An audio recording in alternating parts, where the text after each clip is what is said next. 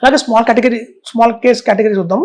ఈ small cap కేటగిరీలో కూడా మనకి నిప్పాన్ ఇండియా స్మాల్ క్యాప్ తీసుకుంటే కూడా దగ్గర మనకి 77 lakhs అయితే ఇచ్చిందండి. పెట్టిన కేవలం 10 lakhs మాత్రమే. కానీ ఎస్ఐపి ఫామ్లో వెళ్తే వాడికి వచ్చింది ఎంత అంటే రౌండ్ ఫిగర్ చేస్తే 40 lakhs వచ్చింది, 40 lakhs. సో చూస్తే దగ్గర 38 lakhs అనేది డిఫరెన్స్ అయితే కనిపిస్తుంది మనకి ఇక్కడ.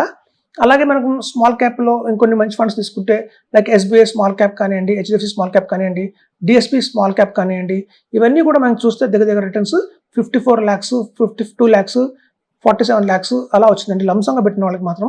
అదే కనుక ఎస్ఐపి ఫామ్లో వెళ్తే మాత్రం దగ్గర 32 lakhs మాత్రమే వచ్చినాయి. సో అదండి మనకి డిఫరెన్స్ చూస్తే మనకి దగ్గర 18 లక్షల నుంచి ఒక 20 లక్షల దాకా డిఫరెన్స్ అయితే ఖచ్చితంగా వస్తుంది లాంగ్ టర్మ్లో. అందుకే చెప్తున్నాను, ఎస్ఐపి కాదు లంసంగా పెట్టండి. ఎప్పుడైనా మార్కెట్ పడింది అనుకున్నప్పుడు ఇంకొంచెం టాప్అప్ చేయండి. 50,000, 25,000, 1 lakh అట్లా మీకు అవకాశం కొద్దీ టాప్అప్ చేయండి. మేము ఉన్న ఈ 15 సంవత్సరాల ఎక్స్పీరియన్స్లో చాలామంది ఎస్ఐపి స్టార్ట్ చేస్తారండి. కానీ ఒక 5 years తర్వాత ఎన్నో కారణాల చేత వాటిని ఆపడం అయితే జరుగుతుంది.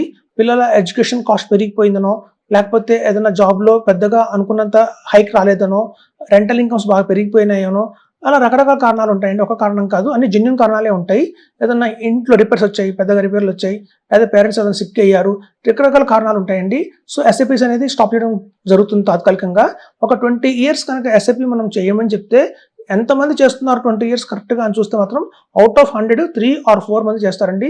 తక్కిన 90% మంది మాత్రం ఎక్కడో ఒక చోట after 3 years, 5 years, 7 years, 15 years తర్వాత డ్రాప్ అవుతున్నారు.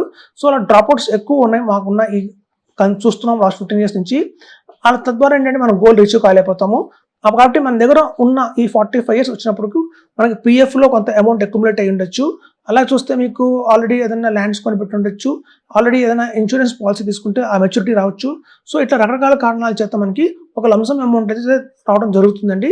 అలా వచ్చిన లంసమ్ అమౌంట్ని మీరు ఉన్న బెస్ట్ 5 fundsలో కనుక దాన్ని డివైడ్ చేస్తే కేవలం mid cap and small cap మీద కాన్సన్ట్రేషన్ ఎక్కువ చేయండి. మీకు కనుక 10 years హారిజన్ ఉంది అంటే, కేవలం 5 years మాత్రమే హారిజన్ ఉంది, టైం ఫ్రేమ్ ఉంది అంటే మాత్రం లార్జ్ అండ్ మిడ్ క్యాప్లో వెళ్ళిపోవచ్చు.